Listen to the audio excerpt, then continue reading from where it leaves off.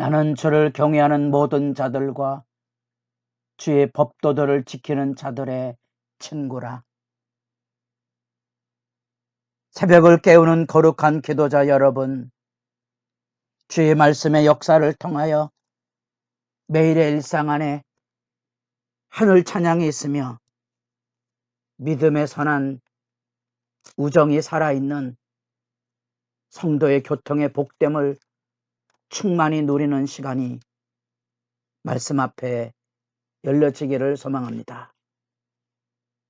오늘 우리가 읽어갈 하나님의 말씀은 시편 119편 49절에서 64절까지의 말씀으로서 우리는 이 말씀들이 알파벳 순서를 통하여 이루어졌기에 히브리 알파벳을 이렇게 하나씩 좀 비춰져 갑니다.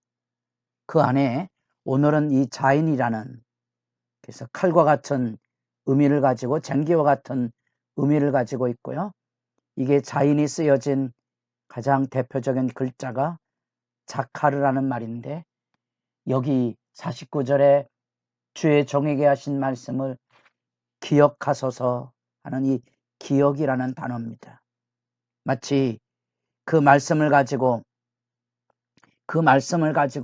믿음의 당당함을 지켜가겠다는 그런 열정과 기계가 묻어나는 그런 글자이고요.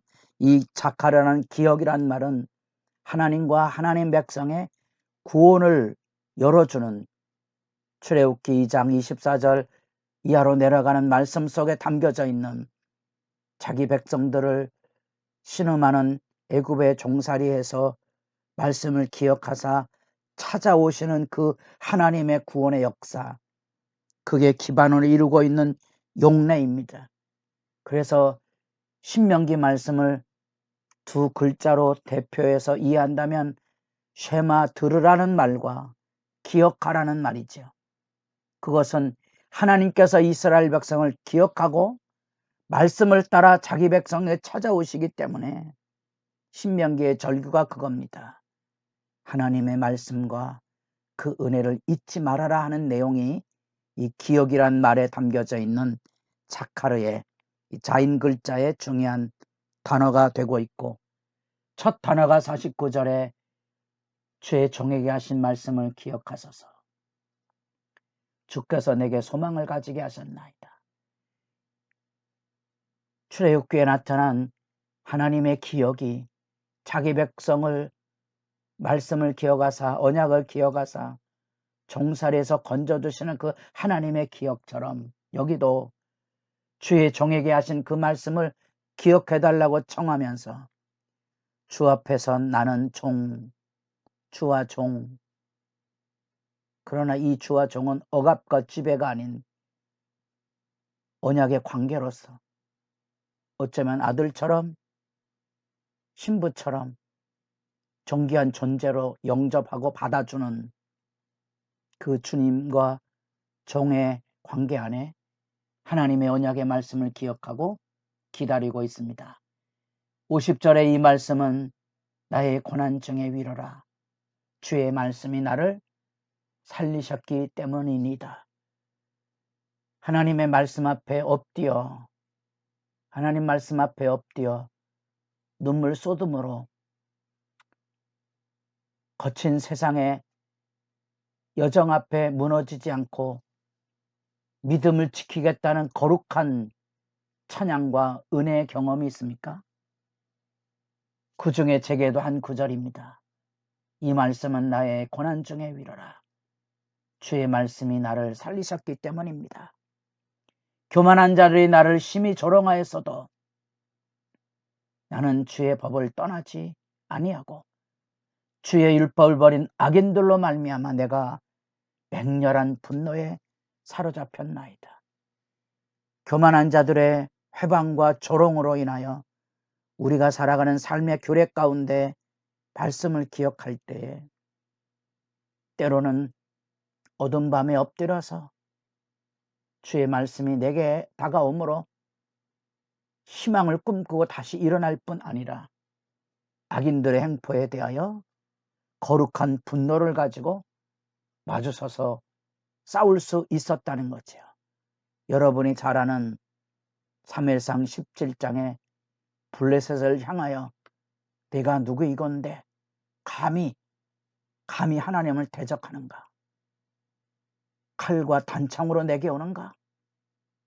이 만군의 여호와의 이름으로 일어나는 이 다윗의 거룩한 분노가 사실은 우리가 인생 안에 나그네 길처럼 수도 없는 시련과 잠 못 이루는 밤의 그 아픔 속에서도 주의 이름을 기억하고 주의 법도들을 지켜 행하는 이 하나님의 말씀을 기뻐하고 즐거워하는 그 즐거움으로 세상을 이겨내는 거지요. 그래서 내 삶 속에 언제나 말씀이 내게 있어서 모든 것입니다. 내 소유는 이것이니 곧 주의 법도를 지킨 것입니다. 말씀에 올인하는 삶, 그 삶의 아름다움이 여기 있습니다. 어쩌면 이 새벽도 이런 말씀의 뜨거움을 가지고 하나님 앞에 나아가는 당당함에 그 복됨이 충만하기를 바라고 오늘도 병상에 신방을 했습니다. 하나님의 말씀이 성도들을 붙들고 세우고 치유하시는 그 영광을 기도하며 내내 하나님의 이 말씀을 상기해 보았던 겁니다. 그 밤에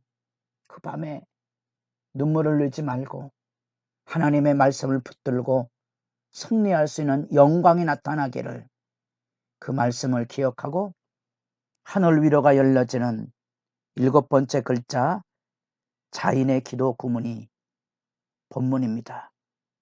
그 다음 글자는 헷대라는 글자인데 우리가 시편 119편에서 133절을 보는 것처럼 나의 발걸음을 주님의 말씀을 따라 걷게 하시기를. 그래서 악인들의 행포에도 흔들리지 않고 거룩한 분노로 일어나 죄의 지배에 무너지지 않는 정결함. 이제 57절부터는 8번째 글자 헤트라는 단어입니다. 이 헤트라는 단어가 우리가 어제 살펴봤던 바브라는 성막의 울타리를 보았습니다. 그 울타리에 그 성막 기둥이 이어지는 그 상태, 그래서 그게 울타리가 되는 거고요. 이제 제가 반복되어 말했던 제 개인적인 열망이 있다면 성경에 인자란 말로 나오는 그 말을 그냥 히브리어 우리가 할렐루야 이거 아는 것처럼 헤세드란 말로 그냥 기억했으면 좋겠다는 아쉬움을 가지고 오는 그 단어입니다. 그래서 이 헤세드란 말이 인자로 번역이 됐지만 하나님에게서 오는 온전한 사랑, 약속된 사랑의 의미를 가지고 있는 거죠. 그래서 이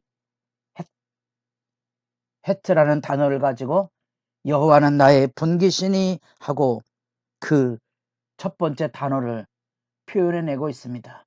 그 분기, 이 하나님께서 주신 땅의 유업이죠. 하나님의 말씀이 우리에게 주어진 분기십니다. 그 말씀을 지키고 그 말씀 안에 살아야 됩니다.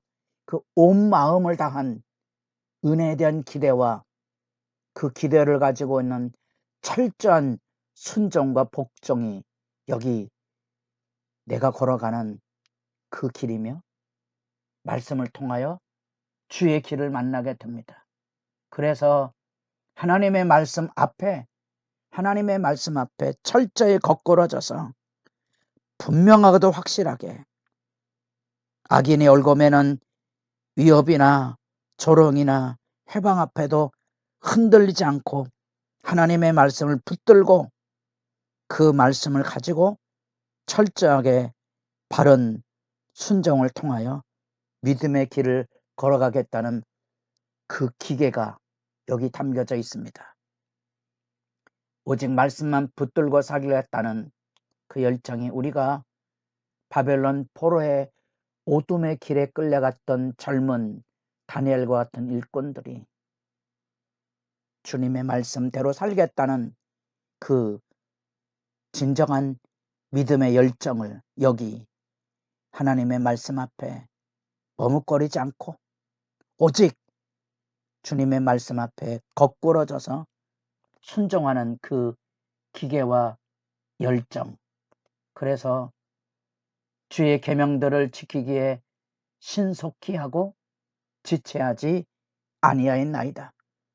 하나님께서 은혜 주시기를 기도하고 그 말씀에 묵상하며 그 말씀이 깨달아질 때 즉각적으로 그 말씀 앞에 준행을 가지고 열심을 가지고 일어나는 그 삶의 결기가 느껴지는 기도 구문입니다. 어둠의 밤이 깊은 시련의 나날을 보내면서도 그 한밤에 말씀을 묵상하고 그 말씀 앞에 감사하고 그 안에서 기억이 나서 여호와가 나의 친구가 되시고 여호와의 말씀을 따라 생활하는 모든 삶이 믿음의 친구들과 더불어 교제를 이루는 그 영광의 유대, 마치 예수님께서 우리에게 나는 너희를 종이라 하지 아니하고 친구라 하였노니, 그 친구, 사람이 친구를 위하여 목숨을 버린다는 그 친구.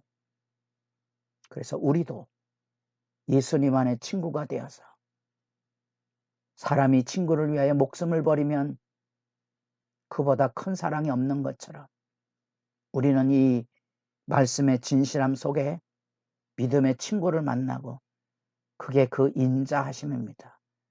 하나님 편에서 약속한 영원한 사랑의 부으심으로 이루어지는 믿음의 복된 유대, 행복한 예수쟁이들로 세상을 살아갈 수 있기를 바랍니다.